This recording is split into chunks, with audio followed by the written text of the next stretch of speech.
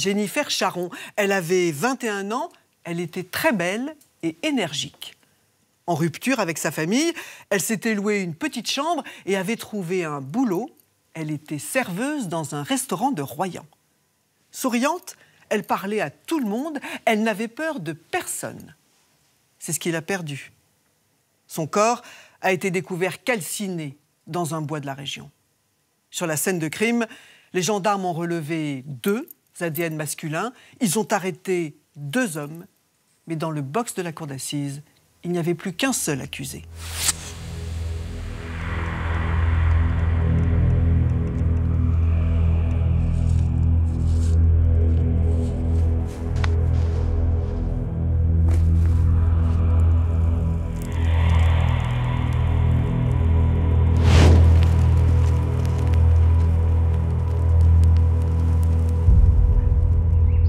Le bois de la Chèvre, près de Royan.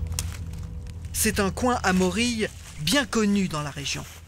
Le dimanche 29 avril 2007, un ramasseur de champignons remarque des vêtements brûlés sur les fondations d'une ancienne cabane. En s'approchant, il réalise qu'il s'agit d'un corps humain. L'homme appelle tout de suite les gendarmes. Le cadavre se trouve au bout d'un chemin, en cul-de-sac.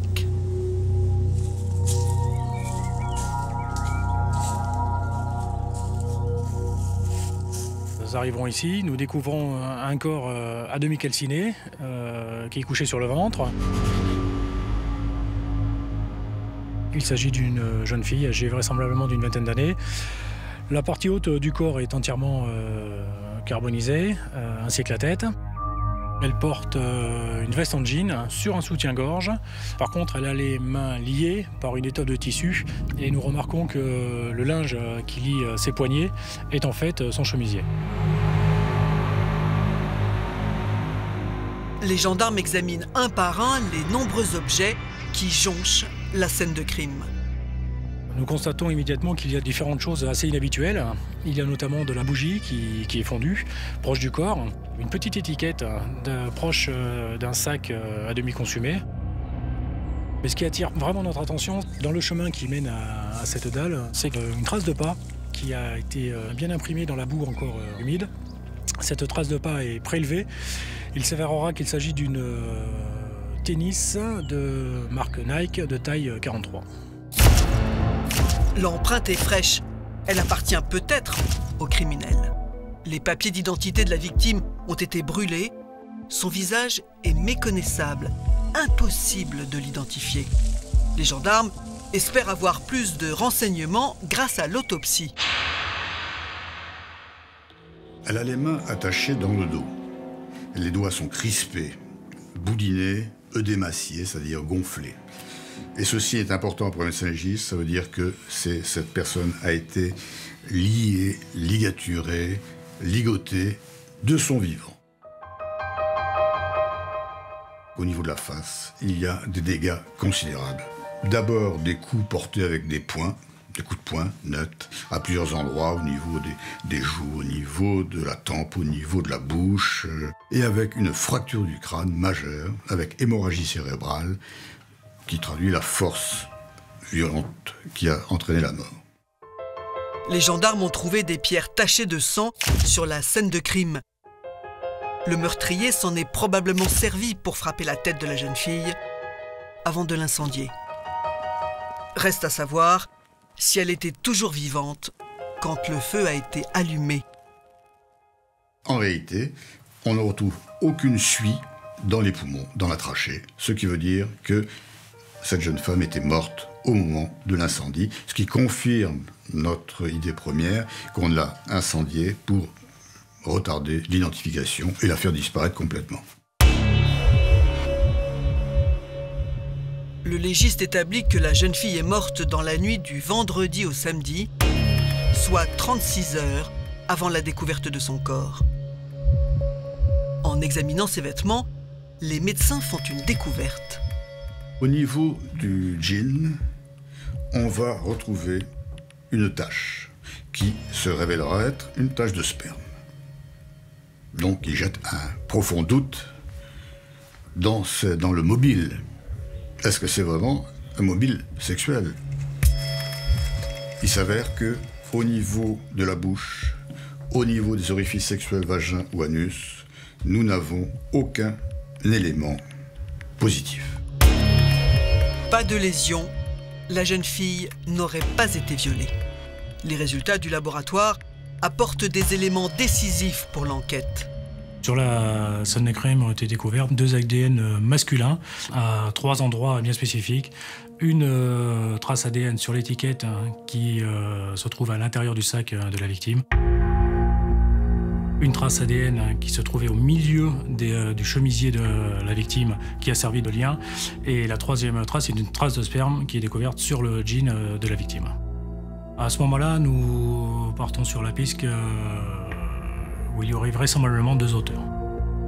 2 ADN masculins qui ne figurent pas dans le fichier national des empreintes génétiques. La scène de crime du Bois de la Chèvre reste indéchiffrable.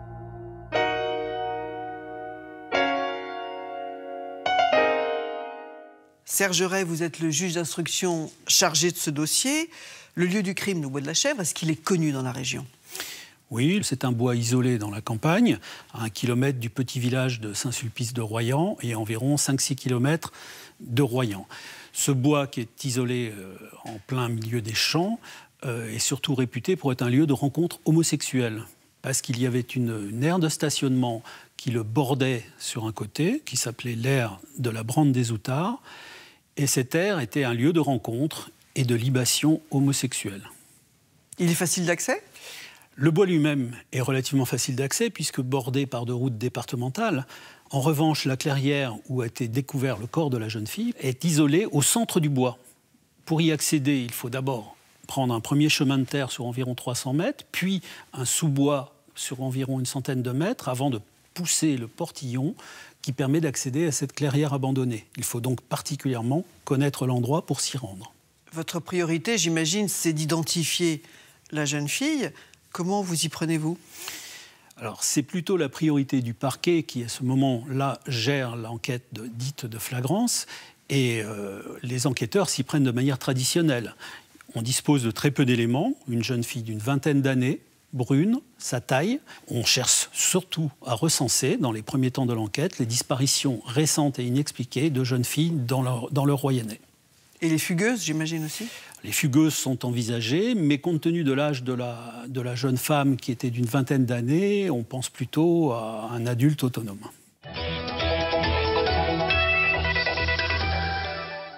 À Poitiers, un appel à témoins a été lancé après la découverte du corps carbonisé d'une jeune femme difficilement identifiable. Elle serait âgée de moins de 20 ans. Elle a été retrouvée les mains attachées dans le dos par un promeneur dimanche dans une forêt près de Royan.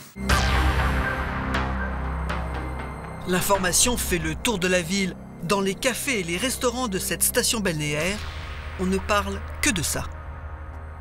Nous apprenons par le patron d'un restaurant Le Marailleur à Royan qu'une de ses serveuses n'est pas venue prendre son service le samedi 28. Il n'a pas de nouvelles. Bien sûr, on ne veut jamais croire à ce genre de choses, mais je me dis, j'appelle quand même la gendarmerie pour leur signaler que je n'ai pas de nouvelles d'une de mes serveuses depuis le vendredi soir. Parallèlement à ça, monsieur et madame Châtelier, qui vivent à Royan, signalent au commissariat de police de Royan l'absence d'une jeune fille qui était hébergée par eux.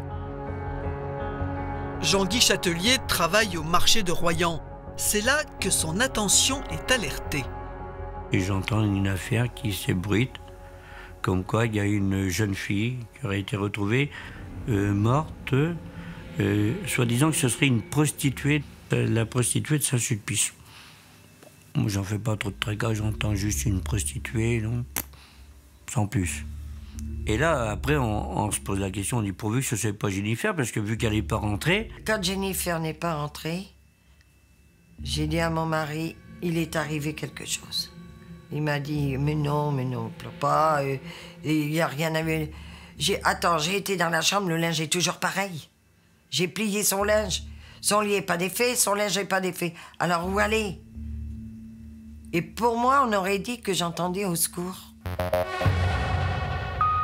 Le couple Châtelier et le patron du restaurant ont signalé la disparition de la même personne Jennifer Charon, une jeune fille de 21 ans.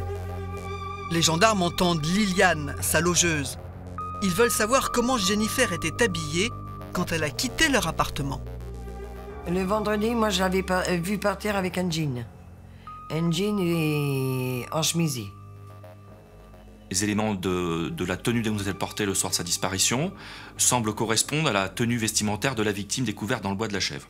Donc il est décidé de procéder à une perquisition au domicile de M. et Mme Châtelier afin de récupérer des éléments pouvant contenir de l'ADN de cette jeune fille, Jennifer Charon, et de les confronter aux éléments ADN du corps qui est découvert. La famille Châtelier habite la cité Touvent, en bordure de Royan. Ils rentrent, ils prennent les prélèvements de la brosse à dents, l'ADN. Ils prennent aussi les vêtements, ils regardent tout ce qu'il leur faut quand même comme indice. On voit quand même les enquêteurs faire des signes de tête en disant « c'est bien ça, c'est bien ça ». Et on dit « c'est elle ». Et là, toujours pas de réponse. À ce moment-là, on entend quelqu'un qui frappe, ça frappe à la porte. Le grand Samir. Un individu grand, 1,90 m environ, qui se présente comme étant Monsieur Seridi. Il nous explique qu'il a une relation sentimentale épisodique, assez courte, avec Jennifer Charon au début de l'année 2007, et qu'ils se sont séparés il y a quelques semaines. Et il dit, on m'a dit que c'était Jennifer. Je le regarde, j'ai qui c'est qui t'a dit ça, toi? Les gendarmes convoquent Samir Seridi, mais ils doivent d'abord vérifier que le corps est bien celui de Jennifer. Les analyses ADN viennent confirmer que l'ADN Jennifer Charon est celui de l'ADN de la victime, donc notre victime est bien Jennifer Charon. Elle s'appelait Jennifer, elle avait 21 ans. Le corps partiellement carbonisé découvert dimanche par un promeneur dans un bois de la commune de Saint-Sulpice de Royan a été officiellement identifié ce matin. C'était une petite jeune fille qui était mignonne, adorable, gentille. Pour moi, c'était pas encore réalisable.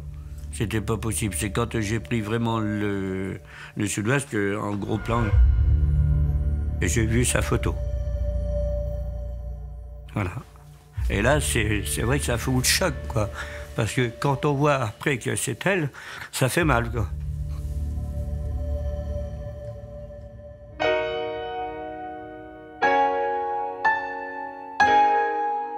Maître Andreau, vous êtes l'avocat du père de Jennifer Charon. Savait-il que sa fille avait disparu pendant le week-end? Absolument pas. Ils ne se côtoyaient pas de façon quotidienne. Et le fait de ne pas avoir de nouvelles pendant plusieurs jours ne l'a jamais inquiété. Et il a appris le décès de sa fille par par la mère de Jennifer, qui lui a passé un coup de fil le 3 mai. Au moment de l'annonce du décès, je l'ai vu à mon cabinet, bien sûr, et j'ai été stupéfait. Quand je lui ai demandé de me parler de sa fille, aucun son ne sortait de sa bouche. Il est resté muet. Et c'est pas un mutisme de stratégie, c'est un mutisme de douleur. Dans quel milieu familial a-t-elle évolué, Jennifer? Jennifer a évolué dans un milieu simple, mais construit, puisque c'est une famille de brocanteurs des environs de Rochefort. Et donc Jennifer a vécu dans une ambiance familiale heureuse. Et même si les parents étaient divorcés, le divorce a eu lieu lorsqu'elle était âgée de 13 ans environ. Et donc elle a vécu chez son père toute la partie de l'adolescence. Et donc la belle-mère a accueilli Jennifer à bras ouverts. Et je crois qu'elle a eu un milieu familial structurant et aimant, en tout cas. Ça, c'est certain. Et depuis combien de temps avait-elle quitté ses parents, Jennifer? Jennifer avait quitté ses parents à peu près vers l'âge de 18-19 ans, au moment où elle avait passé son bac. Et elle a voulu donc voler un peu de ses propres ailes et aller sur Royan, où elle avait effectivement quelques attaches familiales. Je crois que c'était un besoin d'indépendance qui a justifié son départ du domicile paternel. Elle donnait des nouvelles, justement, à ses parents? Elle avait encore des contacts avec eux? C'était très irrégulier, mais elle avait des contacts. La séparation s'est faite de façon un peu brutale. Je pense que chacun aurait aimé qu'il y ait eu un meilleur dialogue au moment de leur séparation. Mais enfin, en tout cas, les ponts n'étaient nullement rompus. Ses parents connaissaient-ils un peu sa vie à Royan? Est-ce qu'elle leur racontait quelque chose? Elle leur avait confié qu'elle avait des ennuis, des ennemis? On ne sait pas trop. On ne sait pas trop. Et je pense, moi, que chez Jennifer, il y avait aussi une volonté de garder un petit peu son jardin secret. Une part d'intimité, une part de « moi aussi, je vais y arriver toute seule ». Un peu de défi pour dire qu'on n'a pas besoin des autres. Jennifer s'installe à Royan au début de l'année 2007, cité Touvent. Une cité où certains habitants n'ont ni l'eau, ni l'électricité, parce qu'ils ne peuvent plus payer. Ici, tout le monde se connaît, se dispute et se réconcilie. Par moments, il y avait des bagarres, d'autres moments, c'était calme. D'autres moments, bon, c'était les petits qui s'amusaient, mais ça, les petits, on ne peut pas s'en empêcher de s'amuser. Jennifer est hébergée dans une chambre du F3 de la famille Châtelier au rez-de-chaussée. Moi, c'était Monsieur Jean-Guy qui m'appelait Monsieur Jean-Guy. Alors j'ai dit, tu peux m'appeler Jean-Guy, hein?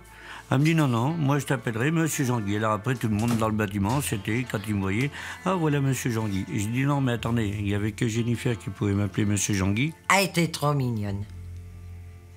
Franchement, elle était belle. Trop belle même.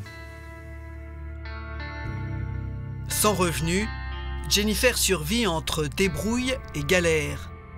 Je l'avais fait inscrire au Resto du Cœur parce qu'elle n'avait pas de sous, elle n'avait rien à manger. Elle était contente, elle était heureuse parce qu'elle avait eu des petits gâteaux, elle avait eu du lait, elle avait eu des œufs. Parce qu'elle n'avait pas d'argent, cette gamine. Jennifer cherche un travail, mais sans diplôme et sans expérience, c'est difficile. On discutait comme ça, toutes les deux, avec mon mari, puis elle me dit « Ah, j'aimerais bien travailler. » Je dis « Ah bon ?» Eh bien, j'ai dit « C'est que ça. C'est pas ma petite. Moi, je passe devant les restaurants dessous les arcades. Je vais m'arrêter, je connais quelqu'un. » Madame Châtelier me dit j'ai quelqu'un à la maison que j'héberge et qui cherche un boulot. Donc, elle a déjà fait du service. Si tu cherches une serveuse, tu peux l'embaucher. Très à l'aise dans son travail, Jennifer s'installe dans une nouvelle vie. Sur le front de mer, quand des gens passaient, tout de suite, elle leur parlait. Elle avait peur, elle n'avait pas peur. Vraiment, personne, même des gens qu'elle ne connaissait pas, elle sympathisait assez rapidement. Bon, Jennifer faisait la connaissance de garçons divers. Elle aimait ou elle aimait pas. Voilà. Et c'était pas une fille facile comme beaucoup de gens pouvaient le dire sur Jennifer. Elle avait du caractère. C'était pas une fille qui se laissait marcher sur les pieds. Début mars 2007, Jennifer sort avec Abdelaziz Seridi, que tout le monde appelle Samir. Un homme qui a 16 ans de plus qu'elle. Jennifer m'avait dit, j'ai un nouveau copain. J'ai dit, c'est bien, écoute, j'ai dit, si tu peux te sentir bien avec lui, elle me dit, ouais, mais il est plus âgé que moi, mais bon, ça va. Et moi, ne le connaissant pas plus, je lui demande juste comment il s'appelle, ce qu'il fait, et puis, mais il me répond pas beaucoup. C'est pas un monsieur qui est parleur. Donc, il reste un petit peu sournois sur ses arrières, mais bon, sans plus. La relation dure 6 semaines. Le couple se sépare mi-avril. Elle me dit comme ça y est, je me suis séparé d'avec Samir. Ah, je dis, ah bon? Et puis elle me dit, ben oui, et puis on est resté en bons termes. Et moi, je lui dis en bons termes, mais bon, tu sais, tu viens juste de te quitter avec lui, moi je serai de toi, je ferai attention, juste par mesure de précaution, quoi. Fais bien attention à toi, on ne sait jamais ce qui peut t'arriver. Jennifer est tuée 2 semaines plus tard. Ses amis de la cité organisent une marche silencieuse. Ils étaient une soixantaine, tous proches, des amis, des voisins, le couple qui l'hébergeait et même l'avocat de la famille de Jennifer. Ils ont parcouru 2 kilomètres en silence. C'est le trajet que la jeune fille de 21 ans effectuait quotidiennement entre son domicile et le restaurant où elle était serveuse depuis peu. Les gendarmes s'intéressent aussi à ce dernier trajet. Les hypothèses de travail à partir de ce moment-là, c'est de connaître en premier lieu son emploi du temps au moment de sa disparition et de pouvoir fixer dans le temps à quel moment Jennifer Charron a disparu. La dernière fois qu'elle a été vue, c'est le soir du vendredi 27 avril, dans le restaurant où elle était serveuse. Elle a travaillé jusque vers 23 h le soir. Voilà, aucun souci, elle part de là, dit au revoir comme d'habitude et à demain. La suite, les gendarmes la reconstituent grâce au relais téléphonique que Jennifer a activé en se déplaçant avec son téléphone portable. En partant à pied, elle longe le front de mer en direction de son itinéraire habituel, c'est-à-dire le domicile chez monsieur et madame Chatelier. 23h37, elle reçoit un appel téléphonique d'une cabine de Royan. Cet appel téléphonique déclenchera un relais de Royan, couverture normale de son habitation ou de son itinéraire. Et au cours de la nuit, après minuit, elle déclenchera un relais téléphonique de Saint-Palais-sur-Mer et un autre de l'hippodrome des Maths. Ces deux relais ne sont pas sur son itinéraire habituel ni sur son lieu de vie. Le premier relais se trouve dans une station balnéaire à 7 km de Royan. Le second, en pleine forêt, dans un endroit désert à plus de 20 km de la ville. Donc on peut supposer, sachant qu'elle n'a pas de véhicule, qu'elle se trouve avec quelqu'un, voire emmenée en véhicule. À partir de ce moment-là, le mystère reste entier. Jennifer ne donne plus aucun signe de vie. Son téléphone ne déclenche plus aucune borne.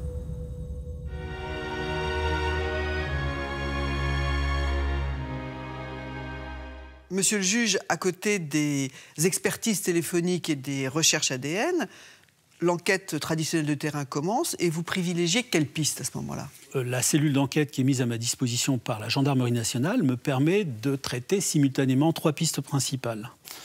La première est celle de l'environnement relationnel et professionnel immédiat de la défunte. Le deuxième axe, qui n'a jamais été négligé depuis le départ, est celui de l'éventualité d'un prédateur récidiviste, déjà connu de la justice ou des services d'enquête.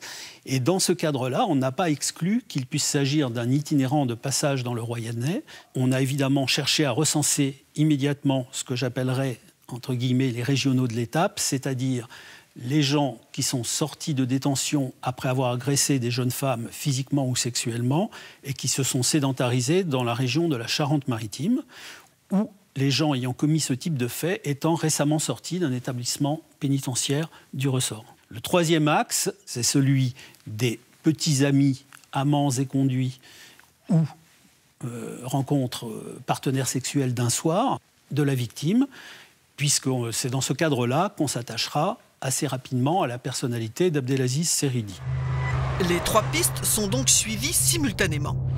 Concernant celle des petits amis, les gendarmes entendent rapidement Samir Seridi, le dernier amoureux de Jennifer. Seridi est connu et le reconnaîtra. Hein. On vivre de petits vols, de trafic peut-être de stupéfiants. Voilà, il essaye de vivre comme il peut, il ne travaille pas. Et ce n'est pas un criminel notoire, hein, absolument pas. Hein. C'est un petit délinquant, mais qui vit très modestement, puisque son logement est dépourvu d'électricité et d'eau. Les gendarmes veulent savoir pourquoi il s'est précipité chez les Chateliers le soir de la perquisition. Seridi explique qu'il venait de voir le reportage sur France 3 annonçant la disparition d'une serveuse. Il ne l'avait pas vue depuis 3 semaines, depuis leur séparation. Ce serait plus Jennifer Charron qui aurait souhaité mettre un terme à cette relation. Et selon les témoignages et selon ce qu'il nous dit, lui également, ils se sont séparés en bons termes. Pendant l'audition, Seridi accepte que son ADN soit prélevé et il repart libre. Les gendarmes demandent une comparaison de son empreinte génétique avec les 2 ADN masculins retrouvés sur la scène de crime. Et ça match à 2 endroits. L'ADN de Seridi Abdelaziz sera présent sur le chemisier qui servait de lien.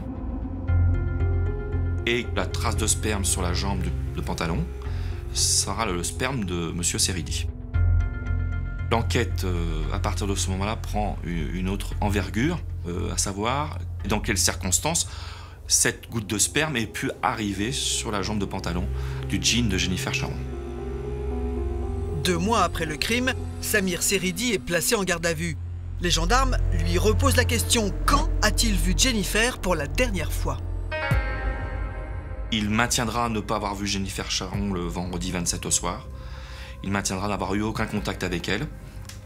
Concernant la trace de sperme, il viendra nous évoquer une situation d'une rencontre dans un appartement chez une amie commune où Jennifer Charon est venue s'asseoir sur ses genoux et qu'à un moment donné, il aurait sorti son sexe et qu'une pollution incidente aurait fait qu'une goutte de sperme soit tombée sur la jambe du jean.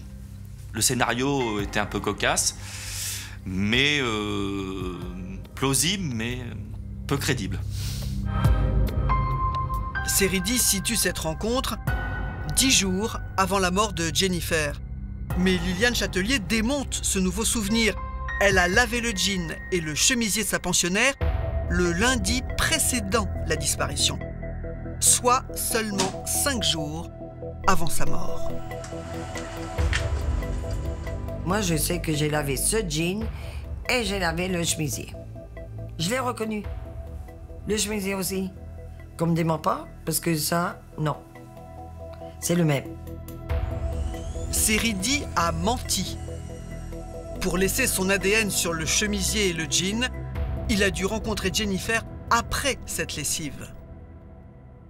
Dominique, ce qu'il faut maintenant absolument savoir, c'est si des taches de sperme disparaissent au lavage. Oui, Frédéric, ce qu'on sait, c'est que le jean que portait Jennifer au moment où on retrouve son corps a été lavé en machine le lundi. On retrouve son corps le dimanche suivant avec une tache de sperme qui appartient à Seridi. Or, Seridi déclare aux enquêteurs qu'il n'a pas vu Jennifer pendant toute la semaine. Et là, le juge va avoir une démarche assez intéressante, originale. Il va demander au professeur d'Outremepuich de faire une analyse sur des jeans avec du sperme et de les laver. Alors, on va donner à l'expert 2 jeans neufs, même marque, même modèle, même texture que celui que portait Jennifer. Sur ces jeans, le professeur d'Outremepuich va déposer dans 24 endroits différents et en quantité différente du sperme, le sperme de Seridi, qu'il va accepter de donner alors qu'il est en détention. Le 28 mars 2008, l'expert se présente chez la logeuse, Madame Chatelier, de Jennifer, et dans la machine de Madame Chatelier, va poser les 2 jeans et les laver dans les mêmes conditions. Donc, même cycle de lavage, même température, 30 degrés, même lessive. À l'issue, l'expert reprend les 2 jeans, les laisse sécher 48 heures, analyse, et on ne retrouve aucune trace de liquide séminal sur les jeans. En revanche, on retrouve des spermatozoïdes qui sont restés accrochés dans la texture des pantalons, c'est-à-dire qu'on retrouve des traces de sperme. Donc Seridi peut dire vrai. Alors, peut-être que Seridi n'a pas menti. En tout cas, les avocats de Seridi vont s'engouffrer dans la brèche et dire que Seridi a effectivement dit la vérité. Il avait vu Jennifer avant que son jean soit lavé et les traces de son sperme sont restées sur le jean malgré le lavage. Les gendarmes s'intéressent maintenant à l'emploi du temps de Seridi. Qu'a-t-il fait la nuit du crime ? Le petit ami des victimes nous indique qu'il aurait passé la soirée à la cité de La Robinière, autour de Royan, chez un ami à lui. Je fais une soirée, c'était sympa. J'avais des montres chez moi, j'avais 11 personnes que j'avais. Voilà. Tout le monde est rigolé, tout le monde est dansé, tout le monde... voilà, on a bu, c'est vrai qu'on a bu, voilà. Et puis, à un moment ou à un autre, Samir, il vient. Seridi raconte qu'il est arrivé à la fête un peu avant minuit et qu'il a passé la soirée sur place. Mais son voisin n'a pas la même version. Ben moi, je suis sûr, certain que c'était à peu près vers, je sais plus, 23h ou minuit ou un truc comme ça, qu'il a eu le coup de fil et après il a disparu. Après, je ne l'ai plus revu de la soirée. Je ne l'ai plus revu. Voilà. La soirée est arrosée. Alcool, cannabis, Seridi ne se souvient plus vraiment de ce qu'il a fait. Il aurait pris un bain chez un ami à lui, sachant que l'eau a été coupée à son propre appartement. Il insistera sur le fait qu'à aucun moment il ne s'est absenté de la cité de la Robinière. Ça fluctue d'une présence dans l'appartement de minuit à 4 heures, d'une venue, d'un départ, il est revenu, il est reparti. C'est très embrouillé, c'est pas fixé dans le temps, et on a sans doute l'impression que c'est un menteur. Et bien évidemment, s'il ment, c'est qu'il a des choses à cacher. Et quand on a des choses à cacher, c'est qu'on peut bien évidemment être coupable. Le voisin ajoute que Samir lui a même demandé de le couvrir, au cas où. 2 jours après, il me dit, c'est jamais qu'il m'arrive un truc, tu dis comme quoi j'ai passé la soirée chez toi. Quand il apprend ça, Seridi est furieux. Il n'a jamais demandé ce service à son voisin. C'est parole contre parole. Mais son emploi du temps reste flou. Seridi fait donc un suspect sérieux. Mais ce n'est pas le seul. Car au cours de ces 2 mois d'enquête, les gendarmes ont travaillé sur d'autres pistes et celle du prédateur sexuel a bien avancé. Le mode opératoire pourrait constituer une signature, des coups violents, un corps incendié. Les gendarmes ont donc recherché les criminels qui avaient été condamnés pour des faits similaires. Nous avons recensé une quinzaine d'individus sur le département de la Charente-Maritime, délinquants sexuels ou violences extrêmes. En recoupant les téléphonies des différentes personnes ainsi que les profils, nous avons réduit d'une quinzaine de personnes à 5 suspects potentiels. Sur les 5 individus, un a retenu notre attention. Il s'agissait de Mendes Abrantes Nuno José. Sur la vie de José Mendes, nous découvrons qu'il est marié, qu'il a un enfant, qu'il est maçon, qu'il vit à côté de Royan. Mais surtout, nous apprenons qu'il a déjà été condamné à une peine de réclusion de 20 ans pour des faits à peu près similaires qui ont été commis dans la région parisienne.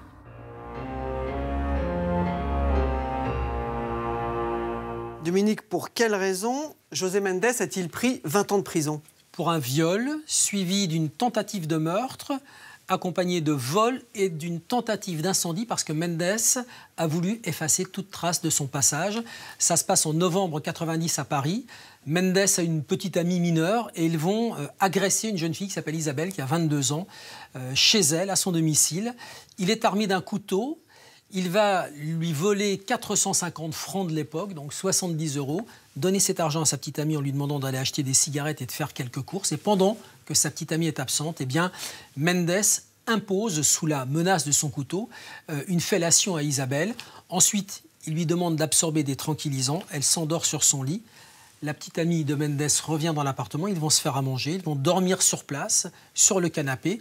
Et au petit matin, Mendes demande à sa petite amie d'aller l'attendre au coin de la rue et pendant ce temps, lui, coupe le tuyau d'arrivée de gaz de l'appartement, répand du produit inflammable dans le salon et pendant qu'Isabelle dort encore sonnée par les tranquillisants, eh bien, il allume le feu dans l'appartement. On va retrouver son briquet sur place et avant de partir, il démonte la poignée de la porte pour qu'Isabelle ne puisse pas s'enfuir. Elle va être réveillée par les brûlures du feu sur son visage et elle se jette du 2e étage. Elle sera sauvée par les pompiers. Alors Mendes est arrêté peu de temps après. Et il avoue tout? Alors non, il n'avoue pas tout. Il reconnaît tout sauf le viol. Et il va être condamné à 20 ans de prison par la cour d'assises de Paris. Et il va sortir en 2003, c'est-à-dire qu'il a fait 13 ans sur les 20 ans auxquels il avait été condamné. Il a été vu par les psychiatres. Et qu'ont-ils dit de lui? Ils disent, Frédéric, dangereux, facilité dans le passage à l'acte, et risque de récidive. Et voilà pourquoi Mendes, il intéresse tellement le juge et les gendarmes. Il les intéresse parce qu'il a exactement le profil de la personne qu'il recherche. Pendant plus d'1 mois, les gendarmes enquêtent discrètement sur ce José Mendes. Ses anciens démons l'auraient-ils rattrapé? Quand il était en prison, il affirmait à sa visiteuse qu'il était guéri. Il m'avait tout de suite dit pourquoi il avait été condamné. Et il me disait aussi que jamais plus il ne recommencerait, qu'il se rendait compte que c'était des bêtises de jeunesse et qu'il les payait. Derrière les barreaux, une histoire d'amour est née entre Martine et José, même si 30 ans les séparent. Ça m'a jamais gêné, ça ne l'a jamais gêné. De toute façon, on me disait, ça ne se voit pas parce que toutes ces années terribles avaient beaucoup mûri et il faisait plus que son âge. Et paraît-il que moi, je faisais moins que le mien. Bon. À sa sortie de prison en 2003, José Méndez s'est installé à Royan. Aux côtés de Martine, il a trouvé un travail, voyagé, reconstruit sa vie. Mais après 3 années de vie commune, Martine a décidé de lui rendre sa liberté. Je pensais que maintenant qu'il était bien réinséré dans la société, qu'il avait un travail, qu'il était jeune et qu'il devait fonder une famille, avoir des enfants, et qu'on resterait amis. Méndez rencontre une autre femme, Sylvie. Ils s'installent dans un pavillon à Luchat et leur fille naît 1 an plus tard. Mais José s'ennuie et il cherche de nouveaux amis. Il a commencé à beaucoup sortir le soir. Il a commencé à aller à cette académie de billard que je ne connaissais pas. L'académie de billard, l'un des bars de Royan qui ferme le plus tard. Tous les fêtards finissent par s'y retrouver. Ici, Méndez s'invente un passé glorieux, un verre à la main.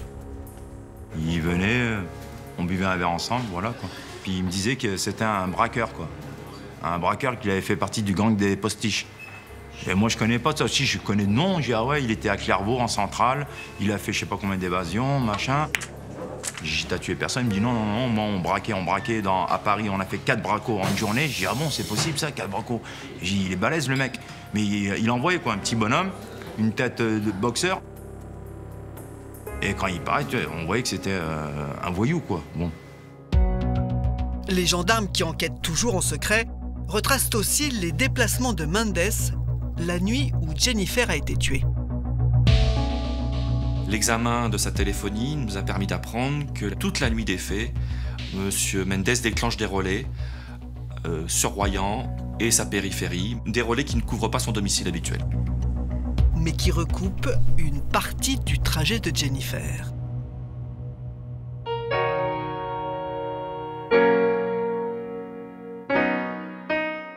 Deux mois et demi après le crime, les gendarmes n'ont donc pas un, mais 2 suspects sérieux. Samir Seridi, l'ex-petit ami de Jennifer, et José Méndez. 2 suspects qui veulent entendre en même temps pour éviter les fuites. Ils les arrêtent le 10 juillet 2007 et interpellent également leur entourage. C'est dans la plus grande discrétion que les gendarmes ont interpellé un couple qui vit avec ses enfants dans ce pavillon. Hier matin, plusieurs dizaines d'enquêteurs ont investi le domicile d'un ouvrier en bâtiment au chômage. Les militaires venaient en fait arrêter un maçon d'origine portugaise au passé judiciaire chargé. C'est ce jour-là que les gendarmes ont aussi arrêté Samir Seridi, cité de la Robinière, à Royan. La seule chose qui a été convenue avec le magistrat instructeur et tous les enquêteurs, c'est que les 2 personnes placées en garde à vue ne sachent pas mutuellement qu'il y a d'autres gardes à vue en cours. Donc Seridi a pu penser qu'il était le seul en garde à vue dans cette affaire, et Méndez a pu penser qu'il a été le seul en garde à vue dans ce dossier. Les gendarmes veulent savoir s'il y a un lien entre les 2 hommes. Ils commencent par José Méndez. Nous décidons cependant de lui montrer une planche photo sur laquelle figure la photographie de Seridi Abdelaziz. Il ne reconnaît pas Seridi. Ils l'interrogent alors sur Jennifer Charon et il lui montre la photo qui est parue dans la presse.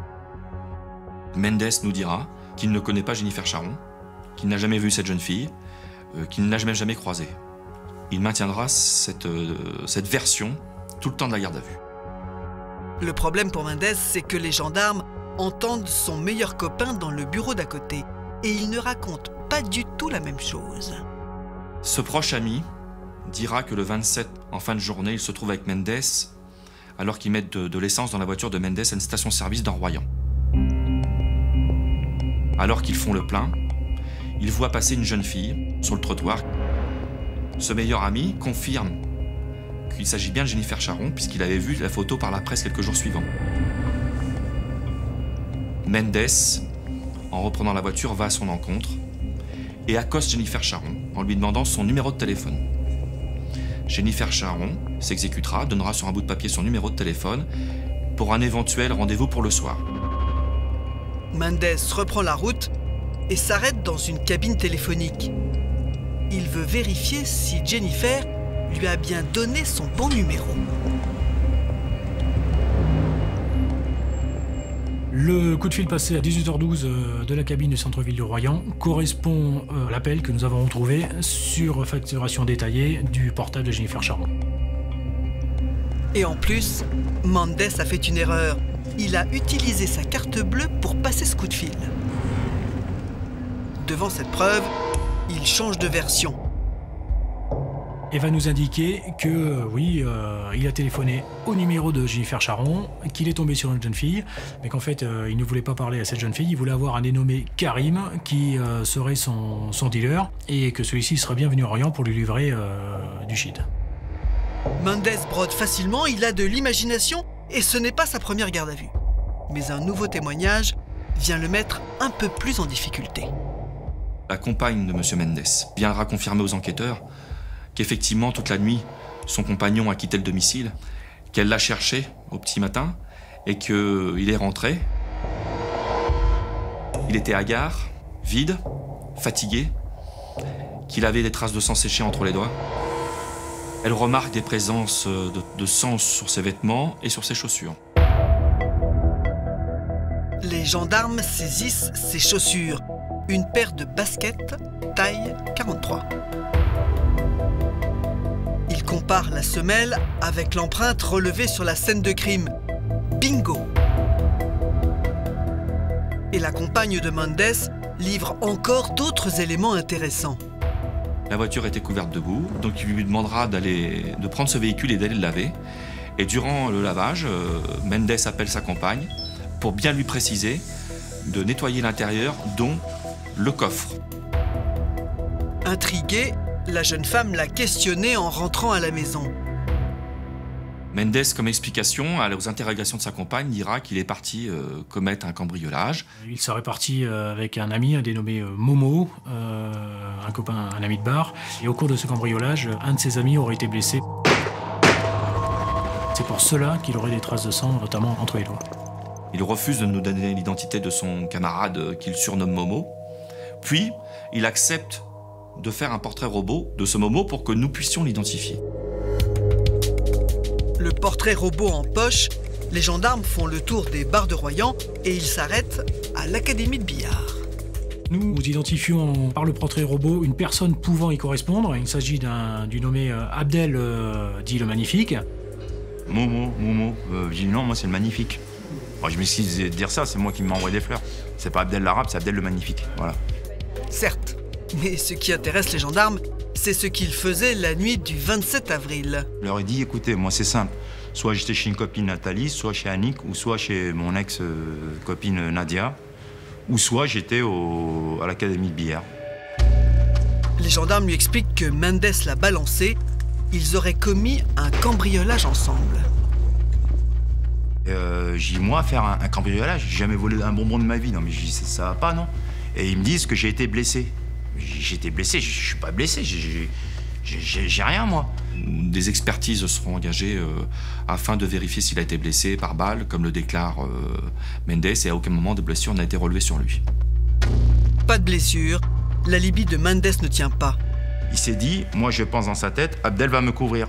J'ai dit, attention, moi, un crime crapuleux comme ça, je cautionne pas. Quitte à crever. Pourtant, j'aime l'argent. Personne m'achète, moi. Même dans la misère, personne m'achète.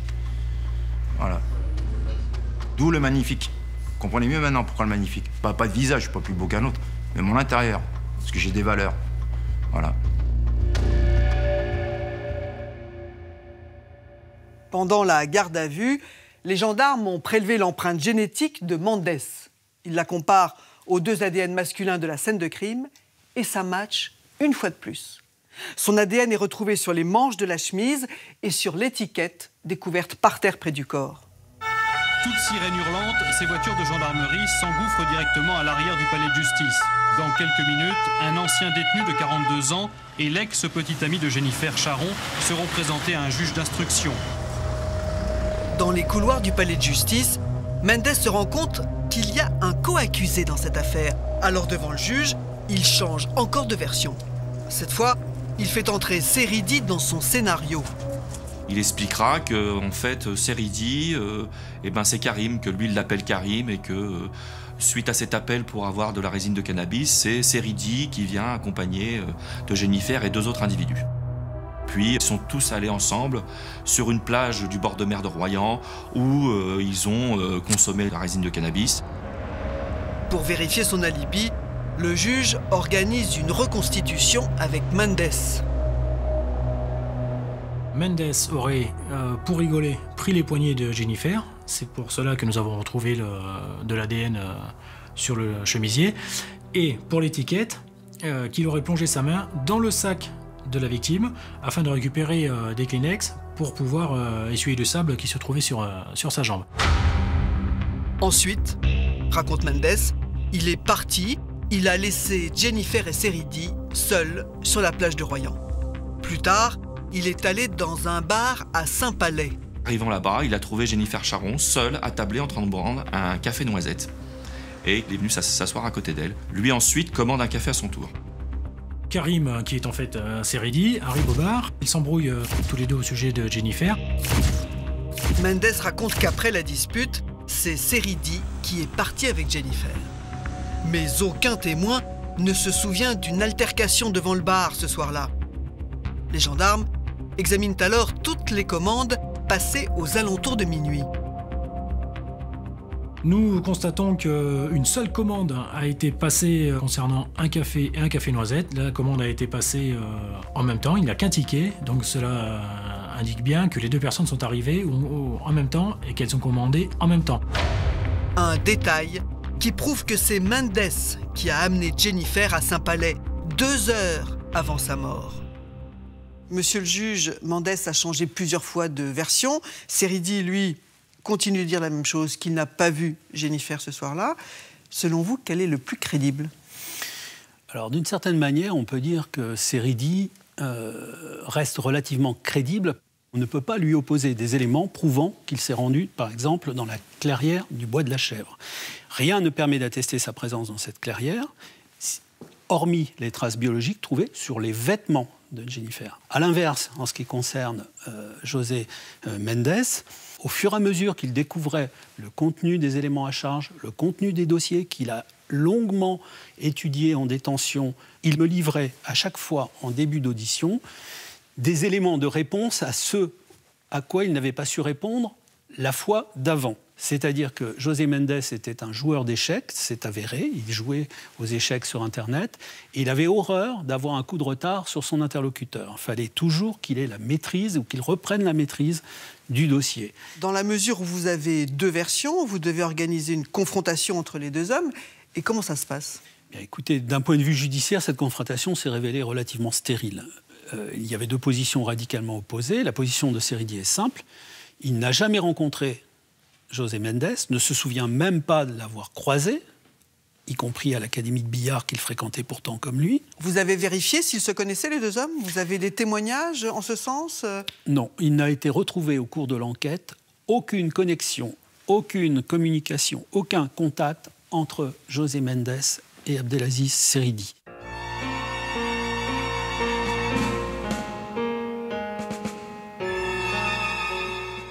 À la fin de l'enquête, l'emploi du temps de Jennifer, croisé avec celui de Mendes, permet de construire un scénario.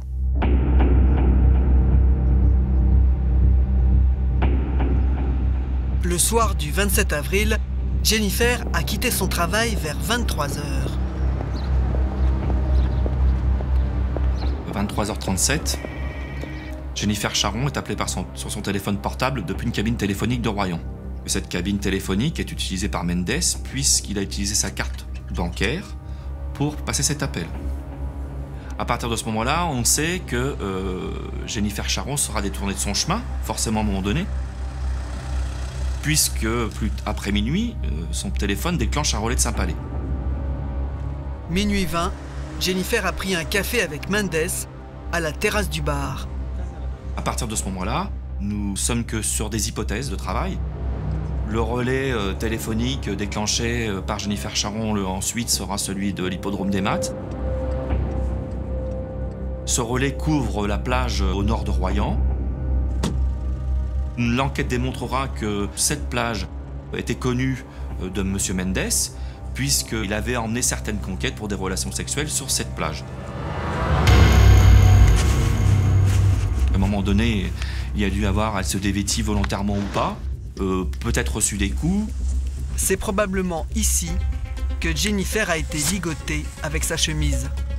Elle a été emmenée au bois de la Chèvre, probablement de force. Il était presque 2 h du matin quand la voiture est entrée dans la forêt. Arrivé sur les lieux, malheureusement, l'auteur ou les auteurs ont mis fin à ses jours.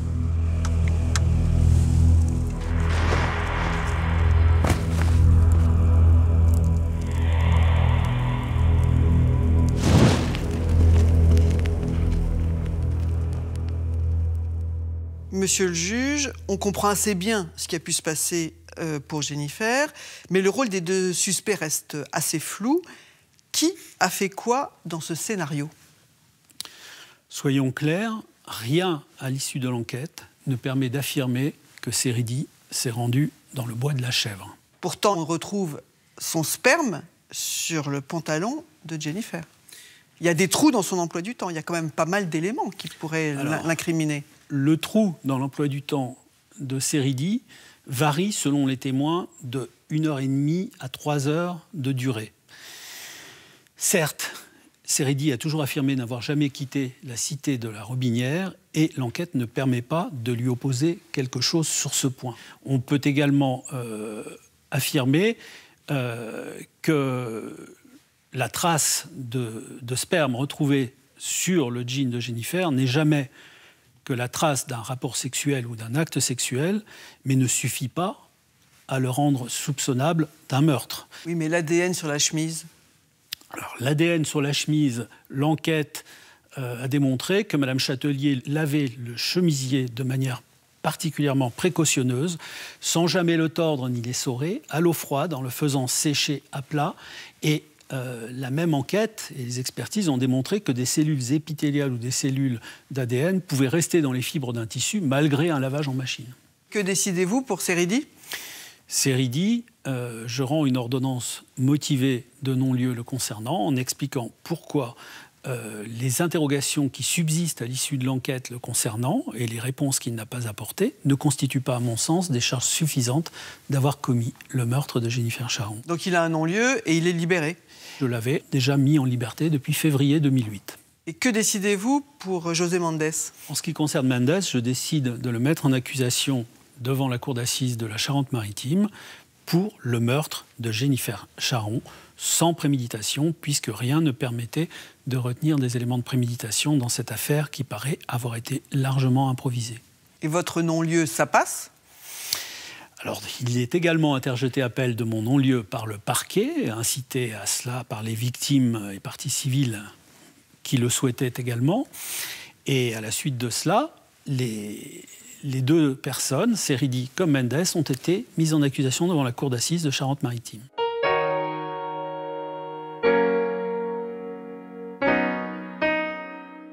Maître Andro, pourquoi pensiez-vous qu'il fallait faire appel de ce non-lieu? L'intime conviction. On a l'intime conviction que M. Séridi est coupable.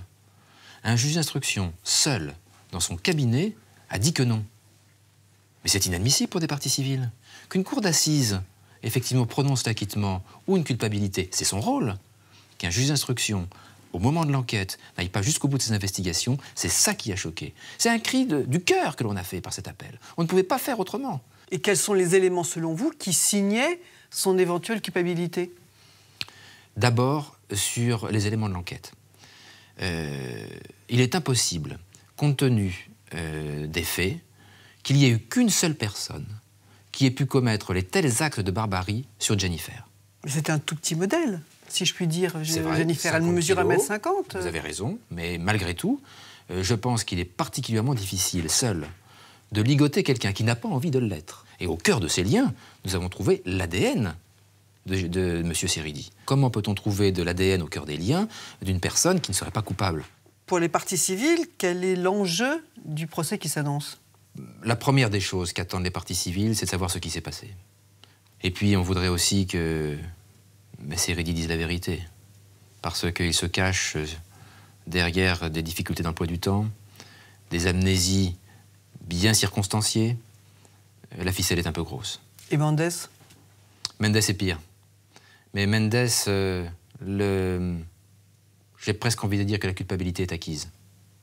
Alors que pour Seridi, beaucoup moins.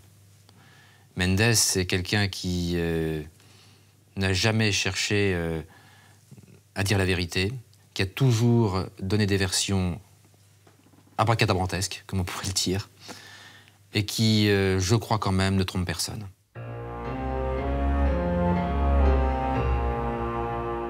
Les deux hommes doivent donc comparaître ensemble devant la cour d'assises de Saintes. Mais 3 mois avant le procès, un événement vient totalement changer le cours des choses. Le 5 décembre 2010, José Mendes meurt à la prison de Saintes. Il avait 45 ans.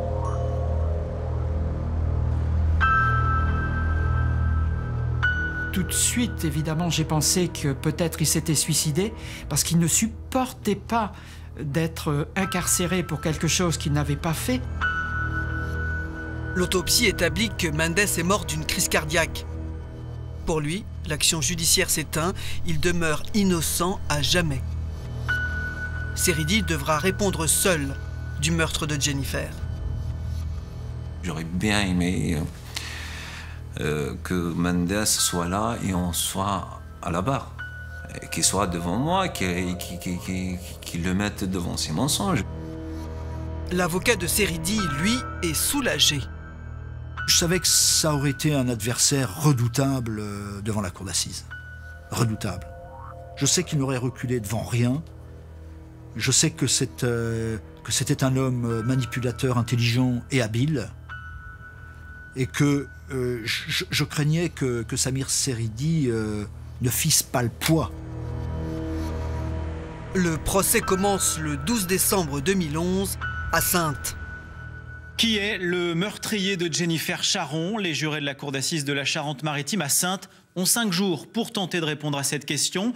Dans le box des accusés, un homme, Abdelaziz Seridi, l'ex-petit ami de la victime, un accusé qui a toujours clamé son innocence et qui comparaît libre aujourd'hui. Là, je me retrouve à la barre, tout seul. Prouver, qu'est-ce que je vais prouver? Je pars avec 99% d'être acquitté, mais il y avait toujours le 1% là. On prend toujours un risque quand on comparaît devant une cour d'assises. Même quand on est innocent, l'histoire judiciaire nous l'a démontré souvent. On prend toujours un risque. Le principal élément à charge contre Seridi, c'est son emploi du temps. 4 ans après les faits, il est à nouveau interrogé sur sa soirée du 27 avril et il a toujours autant de mal à se souvenir de ce qu'il a fait. Qu'est-ce qu'il a bien pu faire pendant cette période, pendant ce temps où Jennifer Charon a été tuée, pour qu'il cherche des alibis qui ne sont pas authentiques? J'ai l'impression qu'il ne dit pas la vérité, mais j'ai l'impression qu'il est en train de masquer quelque chose d'autre. Style, l'idée qui me vient, je me dis, est-ce qu'il n'était pas en train de trafiquer, par exemple, des stupéfiants? Samir Seridi, c'est pas quelqu'un qui est naturellement clair, donc il ne pouvait pas apparaître comme étant naturellement clair devant la cour d'assises. Par contre, je crois qu'il est apparu sincère. Pour y voir plus clair, la présidente convoque à la barre tous les participants à la fête chez le voisin. Et là, c'est un défilé improbable de profils évidemment différents, mais on qualifiera de cours des miracles le rassemblement de tous ces témoins. On plonge parfois au plus profond de la misère humaine. Le voisin qui a organisé la fête doit aussi témoigner. Alors le témoignage du voisin qui se fait dans des conditions particulières, parce que le voisin, il comparaît en état d'arrestation. Avant de venir, le voisin a appelé les gendarmes pour menacer Seridi. La bêtise que j'ai faite, j'ai appelé la gendarmerie, j'ai dit ce mec-là, je l'ouvre. C'est vrai, je l'ai dit. Ce mec-là, je l'ouvre. Des menaces de mort que les gendarmes ont prises au sérieux. Ils guettent donc le témoin devant le tribunal. J'arrive, je bois mon petit café, tranquille et tout. C'est qui, au même moment qui passe? Samir. J'étais avec ma copine. Et là, je vois le voisin qui me fait des signes, me fait comme ça. Et là, c'est vrai que les flics sont venus. Ils m'ont dit, pouvez-vous nous suivre au commissariat? Je dis oui, monsieur, il n'y a pas de problème. Résultat, Rachid s'avance à la barre en état d'arrestation. Et une fois de plus, il raconte que Seridi a quitté la fête le soir du crime. Le voisin, il en a gros sur le cœur pour la simple et bonne raison qu'il apprend au moment de l'arrestation de Samir Seridi que Samir Seridi, c'est l'amant de sa femme. Voilà. Donc le voisin, il va s'évertuer à mettre dans le bain Samir Seridi pour que Samir Seridi reste en prison et ne puisse plus avoir de relations intimes avec sa propre femme. Voilà. À l'arrivée, les souvenirs finalement des témoins qui sont censés matraquer que Samir s'est absenté un moment ou un autre de la nuit, lui laissant le temps d'aller tuer Jennifer, mais tout ça s'effrite au fur et à mesure des témoignages. D'autres témoins se succèdent à la barre. Les gendarmes, le juge d'instruction, et à travers leurs témoignages, Mendes s'invite au procès. Mais le dernier jour, quand l'avocat général fait ses réquisitions, il demande 20 ans contre Samir Seridi. 20 ans. Je ne m'attendais pas. C'était un vendredi, je me souviens, je crois que j'ai perdu au moins 5-10 kilos à la fois, quoi. C'est pas possible quand même. Après tout ce qu'ils ont dit, après tout, les enquêteurs, ce qu'ils ont dit devant lui, et le juge d'instruction, les témoins, tout le monde, et il ose demander ça. Je m'approche de lui et je lui dis « fais-moi confiance, fais-moi confiance ».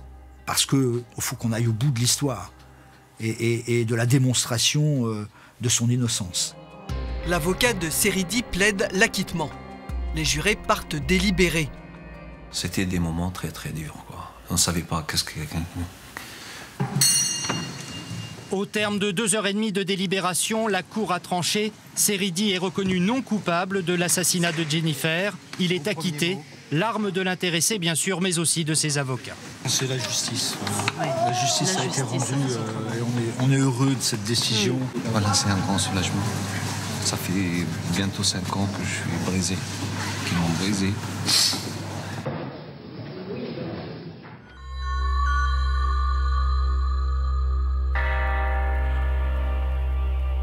J'ai toujours, au jour d'aujourd'hui, pensé quand même pour Jennifer, quoi, cette fille que...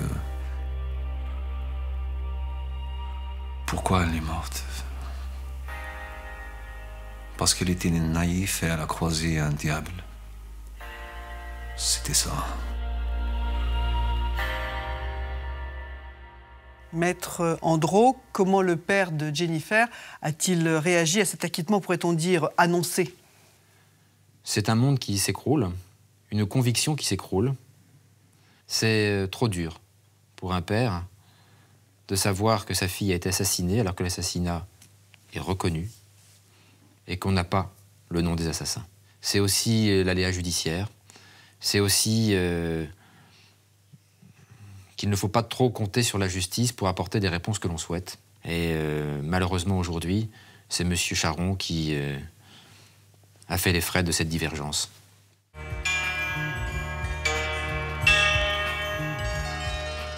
Le parquet n'a pas fait appel. L'État français doit donc des indemnités à Samir Seridi, qui a passé 1 an, 2 mois et 22 jours en prison pour rien.